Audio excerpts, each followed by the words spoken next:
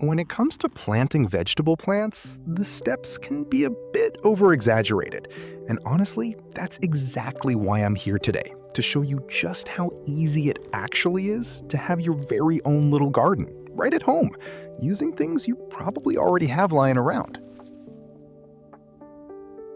So what I have here is a regular bell pepper, probably something you've already got sitting in your fridge right now.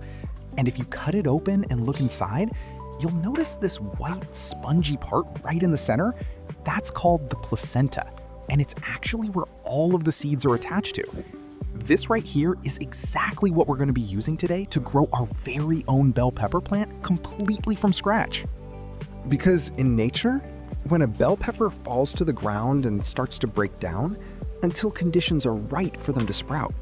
So really, we're just pretty much recreating exactly what would already happen in the wild. Next, what I've prepared is a simple potting mix, just a combination of dirt, sand, and regular compost. And we're gonna pack a portion of that into these eggshells, because eggshells are actually perfect for this. They're packed with calcium carbonate, which slowly breaks down and feeds essential nutrients straight into the soil as the plant grows. Then, take that placenta with the seeds still attached and gently scatter a few of them into each of their designated eggshells. You don't need to be too precise here. Just a few seeds per shell is enough, because not every single seed is going to germinate, so giving yourself a couple per shell just gives you better odds.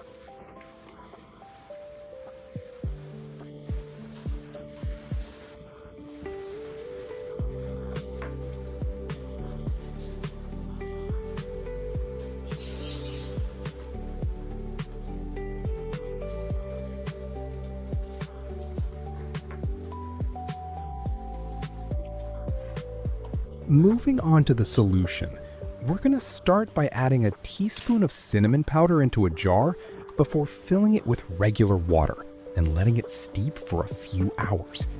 Because cinnamon is actually a really powerful natural antifungal, it's going to protect our seeds from something called damping off, which is basically when fungus attacks young seedlings and wipes them out overnight. After stirring it a little, we're gonna let it steep for a few hours. This gives the cinnamon enough time to fully release its natural compounds into the water. And once 2 hours have passed, we're gonna strain the solution out.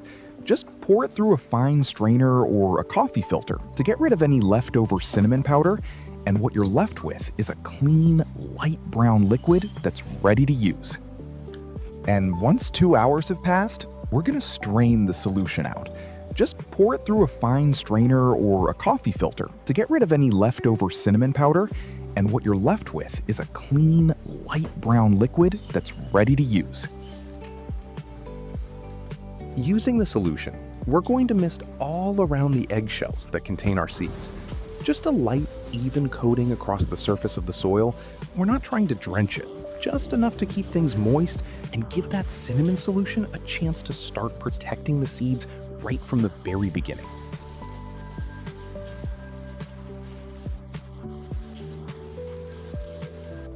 Finally, we're going to cover it with a lid that has a few drainage holes poked into it. And this creates the perfect little temporary greenhouse.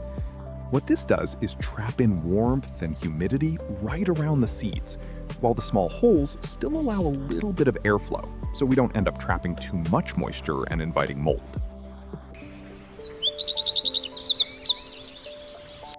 After about a week, you can already see that the seedling phase has begun. Tiny little sprouts start pushing their way up through the soil. And this is honestly one of my favorite parts of the whole process, because just a week ago, this was nothing but a piece of pepper most people would have thrown straight in the trash. Once you start seeing this, that's your sign the greenhouse cover has done its job, and it's time to start giving them a little more airflow. And by giving them a little more airflow, I mean, we're gonna be moving them into a new growing environment. This is usually a plant container, but regular soil in the ground works completely fine too. So let's start by digging 2 narrow holes, just deep enough and wide enough to fit each eggshell comfortably.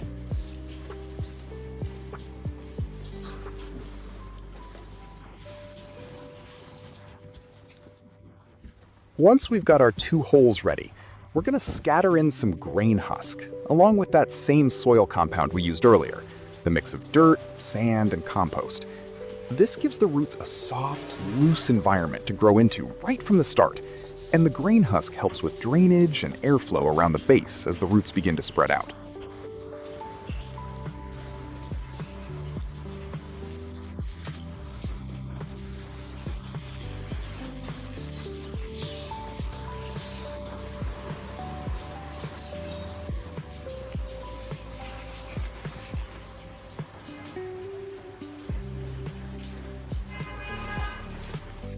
Now, we're going to plant both eggshells, still containing the seedlings, directly into the holes and cover them over. And remember how I said earlier that the eggshell itself can break down and act as its own compost? Well, this is exactly it.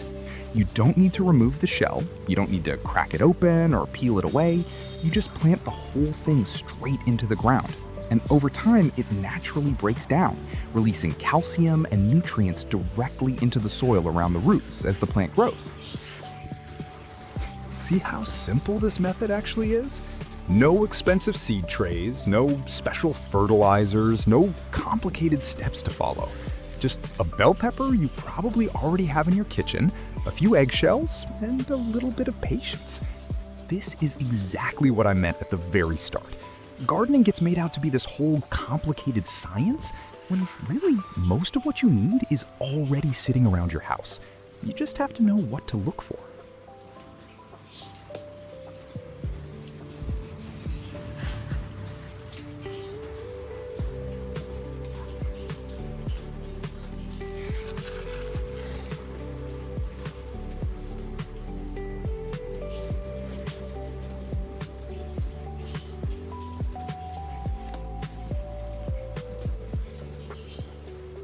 And on a side note, bell pepper is just one of many plants you can use this exact method on. Tomatoes, eggplants, cucumbers, even squash, they all work basically the same way. You just save the seeds from the inside, let them dry out for a day or two, and follow the exact same steps we just went through here. Moving on to a solution we're going to be using from now on, and it's an uncooked rice solution. Using nothing more than a combination of uncooked rice and water, 2 things that are probably already sitting in your kitchen right now, what you end up with is a simple yet incredibly effective solution. It sounds almost too basic to actually work, but this is one of those old traditional tricks that's been used in gardening for generations, long before any of these fancy bottled fertilizers existed.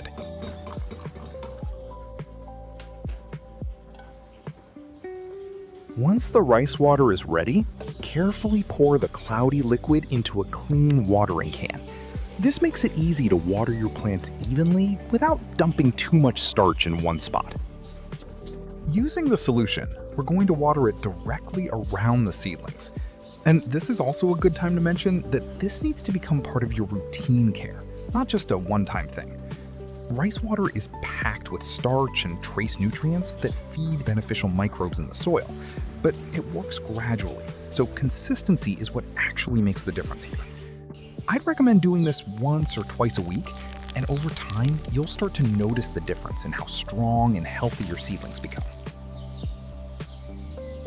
After a month, what started as just a seed is now a full-grown plant, ready to give out fresh bell peppers of its own. Look at how far it's come. From something most people would have scraped out and thrown straight in the trash, to a real living plant that's now strong enough to start producing its own food. And that's really the whole point of everything we just did here today. You don't need a huge garden, you don't need expensive equipment, and you definitely don't need to be some kind of expert. You just need a little bit of patience, a few things from your own kitchen, and the willingness to actually give it a try. And there you have it. From a single seed all the way to a full, healthy bell pepper plant, using nothing but simple homemade solutions. If you found this video helpful, a subscribe would really help the channel grow, and it lets me know you want to see more of these kinds of videos. Thanks for watching, and I'll see you in the next one.